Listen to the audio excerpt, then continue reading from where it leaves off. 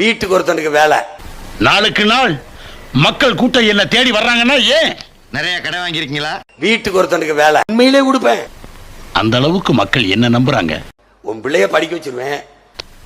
எப்படி? மருத்துவம் கொடுத்துருவேன். அதாவது ஒரு லக்னத்தில் 9 கிராம் உச்சம் பெற்ற ஒருவன் எப்படி வேண்டுமானாலும் பேசலாம். கண்டுக்காதீங்க. தண்ணீர் கொடுத்துருவேன். தெரிஞ்சுக்கிட்டியா? 10,000 கொடுத்தா நீ செலவு பண்ண முடியாது. செலவு பண்ணி காட்டு பாப்போம். நீங்க மேல சொல்லுங்க. உனக்கு காய்கறி அரிசி பருப்பு அது பஞ்சம் இல்ல.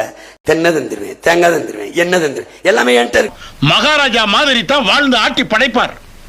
இவருக்கு கோடிக்கணக்கான செல்வங்கள் என்ன, மாலைகள் என்ன, மரியாதைகள் என்ன, அப்படி வாழ்வார். நீ ஒரு டுபாக்கூரு. உன்னை நம்பாதேன்னு இவங்கிட்ட எத்தனை தடவை சொன்னேன். தம்பி நான் கொடுப்பேன். தம்பி நான் கொடுப்பேன்.